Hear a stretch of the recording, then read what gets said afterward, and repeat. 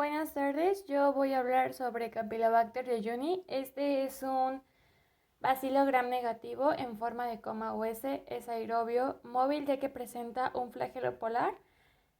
Mide entre 0,5 y 5 micras, no es formador de esporas y tiene una temperatura óptima de 25 a 42 grados centígrados. Además tiene un tiempo de incubación de 2 a 10 días. Dentro de las enfermedades que puede llegar a causar se encuentra el síndrome de Guillain-Barré, que es un trastorno que hace que el sistema inmunitario ataque el sistema nervioso periférico. Como resultado, los músculos tienen problemas para responder a las señales del cerebro.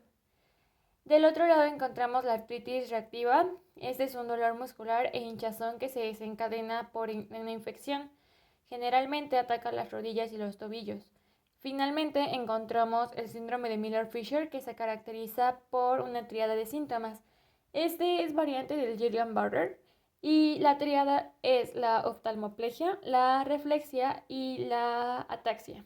En la oftalmoplegia encontramos la incapacidad para mover el globo ocular, la ataxia es el descoordinamiento de los movimientos y la reflexia es la pérdida de los reflejos fisiológicos. Los mecanismos de patogenicidad que tiene esta bacteria es la membrana externa. Esta contiene lipopolisacáridos que participan en la actividad endotóxica, la resistencia, la adherencia de las células epiteliales. También encontramos el plásmido PBR, que es el material genético extracelular de la bacteria. Este lo que hace es permitir la identificación de un sistema de secreción tipo 4, además de codificar para un sistema de secreción que participa en lo que será la invasión celular. Finalmente encontramos al flagelo, que es requerido para la colonización, la virulencia y la invasión de las células epiteliales. También encontramos lo que es la toxina distendente citoletal, mejor conocida como CDT. Esta tiene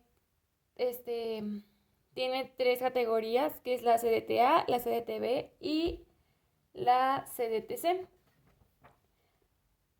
Lo que pasa con la CDTB es que mediante el transporte activo es llevado al núcleo, en donde la toxina rompe la doble cadena de DNA, deteniendo el ciclo celular, por lo que se puede actuar como una DNasa para causar daño en el DNA. Y lo que pasa con las otras dos citotoxinas es que CDTA y CDTB se unen para que esto funcione. Otro de los factores de patogenicidad a mencionar, y el último, es el gen HIP-O, que codifica para una hipuricasa. Esto es el principal gen para la identificación de las cepas de esta bacteria. Ahora bien, el mecanismo de patogenicidad de Campylobacter jejuni se puede dividir en tres fases, que es la colonización, la adherencia y la invasión. En la colonización encontramos a PEP1, CATF y JLPA. La funcionalidad de PEP1 es la adhesina, que es la principal para que Campylobacter pueda infectar las células del epitelio. Encontremos a CATF, que es una proteína que permite la unión de la fibronectina del epitelio intestinal para que la bacteria pueda colonizar. Finalmente, JLPA es una lipoproteína extramembrana que ayuda al anclaje de la bacteria. Una vez que la bacteria comienza la colonización de la zona apical del epitelio, iniciará una fosforilación de proteínas de la superficie apical del epitelio intestinal, que lo que hará será liberar calcio de la célula, y aquí comenzará la cascada de señalización celular. ¿Qué es lo que permite? Pues esta cascada permite el movimiento del citoesqueleto, la disrupción de los filamentos de actina y miosina, para que pueda producirse una alteración en la membrana. Esto para que la bacteria pueda ser fagocitada y de esta manera pueda ingresar. Ahora bien, después de entrar actúa la toxina CDT.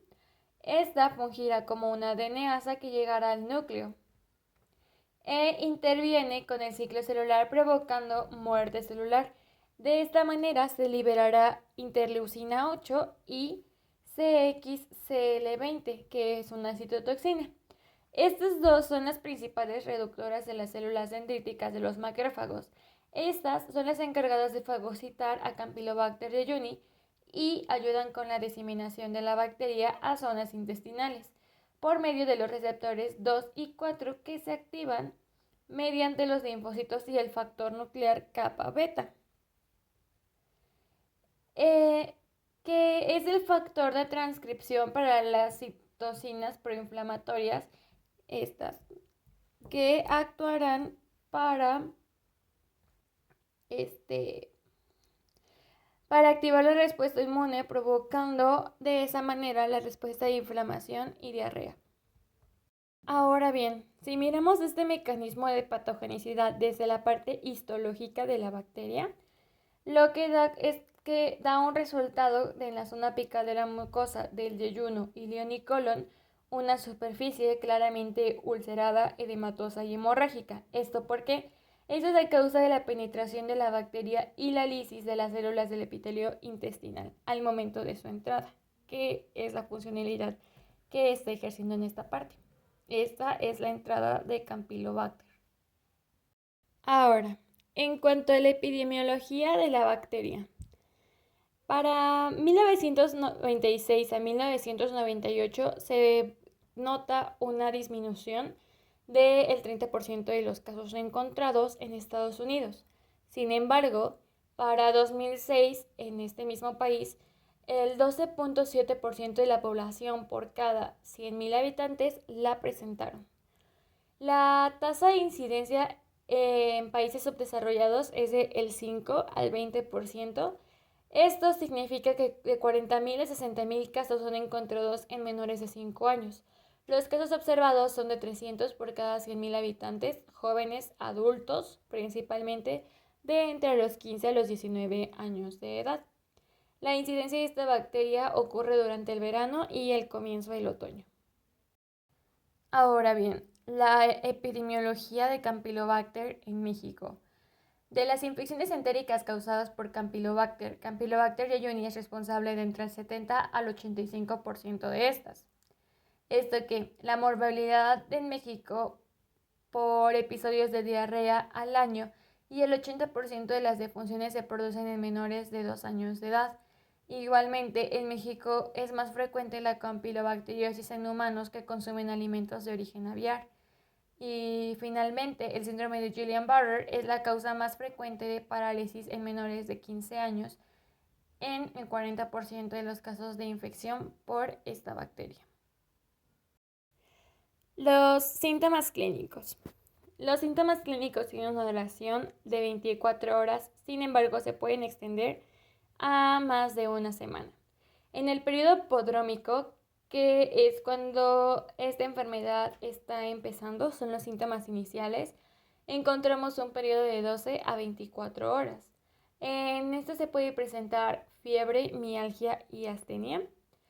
Y en los síntomas causantes de 2 a 3 días después se puede encontrar la gastroenteritis aguda, melena, la realización de más de 10 deposiciones diarreicas al día, un riesgo de deshidratación principalmente cuando esta infección se encuentra en niños, fiebre, dolor abdominal y el vómito, aunque este último es un síntoma poco común en la enfermedad. Por otra parte, cuando el cuadro clínico de los síntomas se extiende a una semana se le conoce como cuadro de colitis aguda. En este cuadro se pueden presentar los siguientes síntomas. Se puede presentar fiebre, cefalea, mialgia, borborismos, mejor conocidos como ruidos intestinales, melena, tenesmo, cólicos y la disminución en la cantidad de orina conocida como oliguria. Ahora bien, retomando a las complicaciones por esta infección, podemos encontrar a las convulsiones y también a la bacteremia, aunque esta es ocasionada principalmente por Campylobacter fetus. Se pueden encontrar casos de Campylobacter jejuni donde también se puede provocar esta complicación. Otro de los síntomas, como habíamos mencionado antes, es el síndrome de Guillain-Barré en el 30 al 40 de los casos y la artritis reactiva en el 9 al 10% de los casos. También se puede encontrar el síndrome de Miller-Fisher con la tríada de los síntomas antes mencionados: oftalmoplegia, arreflexia y ataxia. Otras de las complicaciones que se pueden encontrar con esta enfermedad son el aborto séptico por una bacteriemia prolongada, aunque este es muy poco común. La colitis, pancreatitis, cistitis y finalmente la miopericarditis también forman parte de las complicaciones poco frecuentes que puede causar Campylobacter jejuni.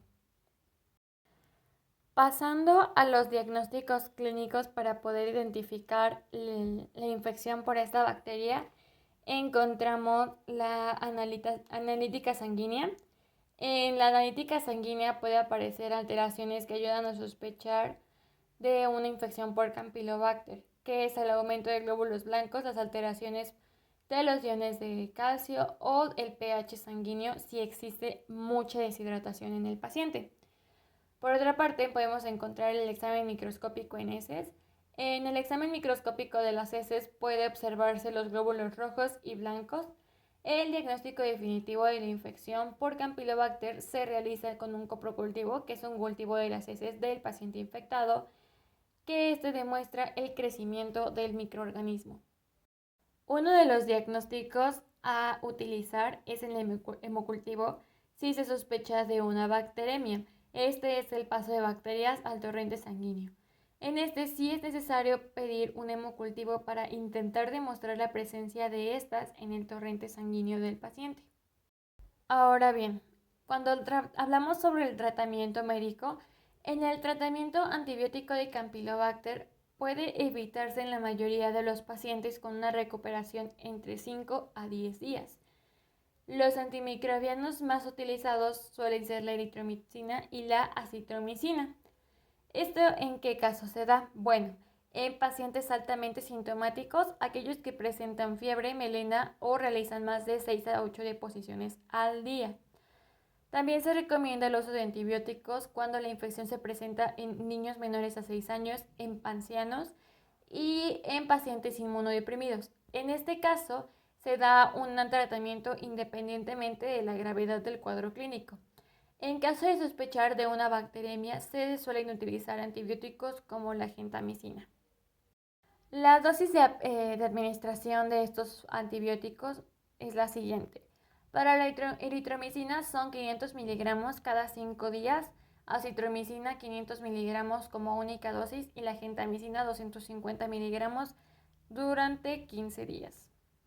Ahora bien, ¿cómo es que llega Campylobacter a contaminar? ¿Cómo es que esta bacteria llega a los alimentos?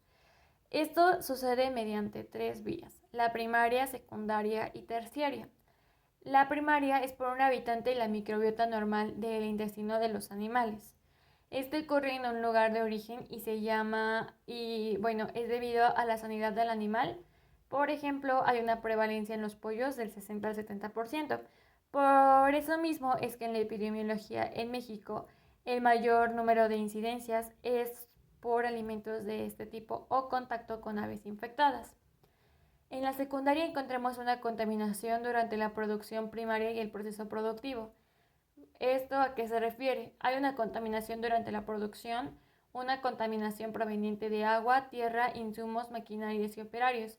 Finalmente se considera una enfermedad ocupacional. Finalmente hablamos de la terciaria, que es la contaminación en la manipulación de los alimentos. Esto ocurre principalmente en el hogar y es por una contaminación cruzada entre carnes contaminadas y verduras crudas. ¿En qué alimentos se puede encontrar Campylobacter jejuni? Bueno, las fuentes de infección más comunes para esta bacteria es el consumo de carne de pollo poco cocida. También es frecuente la contaminación cruzada, por ejemplo, en los vegetales, que han estado en contacto con la carne de ave cruda contaminada. Otros alimentos a tener en cuenta es el consumo de aguas no tratadas, frutas y verduras lavadas con agua contaminada y el contacto con aves vivas infectadas. Ahora bien, en la participación del nutriólogo clínico primero tenemos que hablar de las medidas y recomendaciones profilácticas que está en nuestras manos brindar información al paciente para no recurrir a una incidencia de una nueva infección. En estas recomendamos conservar la carne cruda de pollo separada de otros alimentos y también mantenerla refrigerada. Mantener la cadena de frío durante el transporte de las carnes crudas. lavar manos, superficies y utensilios. Al lavar la carne cruda, evitar las salpicaduras que contaminen otros alimentos. Lavar frutas o hortalizas antes de su consumo. Y cocinar correcto y completamente las carnes. Además de refrigerar la comida sobrante lo antes posible. Ahora bien, hablando del tratamiento nutricio, en específico se habla de la dieta blanda astringente. En los objetivos de esta dieta recae el reponer la pérdida de líquidos y electrolitos para evitar una deshidratación, reducir la estimulación de las secreciones gastrointestinales, enlandecer el tránsito intestinal, reducir con ello el número de volumen y de posiciones al día, además de realizar una progresión dietética adecuada hacia una alimentación normal y que el paciente pueda tolerar sin presentar nuevamente los síntomas antes mencionados. Uno de los primeros pasos en el tratamiento nutricio para estos pacientes es la rehidratación por vía oral. En las primeras 24 horas hay que asegurar una reposición de agua, glucosa y electrolitos. Esto se hace mediante la elección de soluciones rehidratantes de farmacia, como puede ser suerox, electrolitos o suero oral, dependiendo de las necesidades y el cuadro de deshidratación del paciente. Ahora bien, ¿por qué en este caso se ocupa una dieta blanda astringente? En esta se busca evitar la irritación y se busca reducir la eliminación fecal o el exceso de deposiciones en el paciente. Esta dieta normalmente es recomendable en patologías como la diarrea, la gastroenteritis y la colecistitis. Las características principales de estas son los alimentos que incluyen no irritantes, son de fácil digestión, dejan poco residuo intestinal y un mínimo de fibra del 10 al 15% para no saturar el trabajo que realizaría al digerir los alimentos. Los alimentos recomendados en esta dieta suelen ser frutas y verduras cocidas sin cáscara por aquello de la fibra, también carnes magras, cereales cocidos, aceites vegetales. Y los alimentos que no se llegan a recomendar son los cereales integrales, leguminosas, alimentos altos en fibra, lácteos enteros, vísceras y alimentos altos en grasa. Y bueno, un ejemplo de estas recomendaciones es en el grupo de alimentos de los lácteos, que los recomendados son la leche sin lactosa, el yogur, queso fresco y cuajado. Y los que no están tan aconsejados es la leche integral, el flan, las natillas, el yogur con frutas, los cereales o frutos secos, nata y crema de leche y quesos grasos. Esto con el fin de mejorar la calidad y eliminar la sintomatología antes mencionada en los pacientes con esta enfermedad. La progresión de la dieta suele ser aproximadamente de 6 meses, con el objetivo de no recurrir nuevamente a los alimentos irritantes o a una dieta que pusiera en peligro la calidad nutricia o bien de vida que puede llegar a tener un paciente que acaba de salir de una infección por Campylobacter jejuni. Eso sería todo de mi parte. Le agradezco por escuchar esta exposición. Muchas gracias y buena tarde.